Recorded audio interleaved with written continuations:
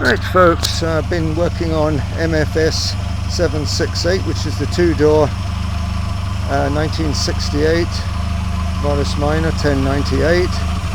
A lot of fiddling around, had the distributor off, points were hopeless, changed those, blew out the carburetor, set the ticker over in it.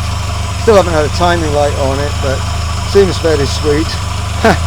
This rigged up Hardy fuel pump had a rag under it, but it managed to ground on this part of the slant panel, and there was smoke going everywhere as these wires went into meltdown. But luckily I had it on with a clip there, pulled it off, but not before it melted most of the positive. So I disconnected the servo because I was concerned there might be an oil leak, and this is missing its little cover, and I think there should be a little filter in here where it would draw its air in when you press the pedal. But no, I'm very pleased with this. There's no nasty rattles or bangs. It's picking up nicely, not getting clouds of blue smoke at all. I mean, it's got its challenges. One side has been done as an abandoned restoration, but the other side very much needs doing. I don't know if you can see the oil pressure gauge in here, maybe you can, but it's sitting about, I don't know, 40 or so. I'm not getting much out of most of the electrics, but the ignition light did go off. Doors have dropped. Well, I think that the hinges are only on by a couple of screws, missing a few wheel nuts. Got some challenges, but I've seen many a worse thing. I say that quite often, but it's true. And no, there's not clouds of blue smoke. I think this engine's good to go. It'll get better. I think it's been, I don't know that it's been on the road used in anger this century. The last tax disc that seemed to be with it was about 98. It's fitted with a tow bar somewhat ambitiously. So, but no, it's a lot of fillers in here. I think that quarter panel's been repaired at some point. This door hasn't dropped, but it's a bit of a horror in here.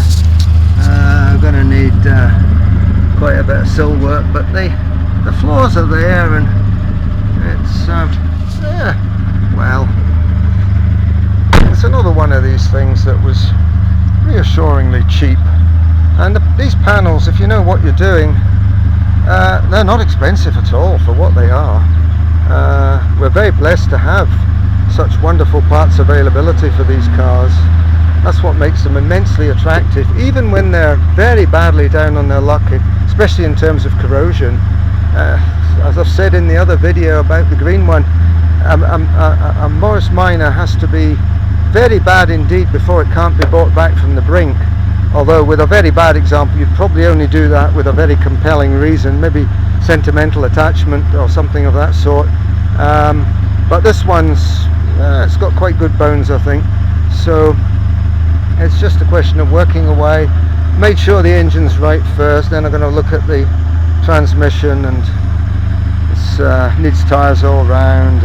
It's got a servo because it's got Marina discs, or rather it had discs. It's got one disc, the other one disappeared. I've got to get that. Well, I'll put two new discs on. I'm going to rebuild the calipers, new brake hoses. It's already got copper lines throughout, which is a nice start. I imagine the master cylinder needs attention, but the radiator looks to me like a replacement. It looks too fresh for 1968, but maybe that's wishful thinking. So there we are. Yeah, I'm a happy lad actually with this.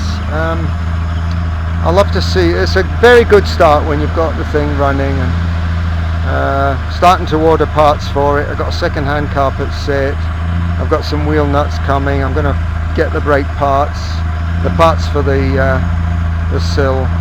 So there we have it. Thank you for watching.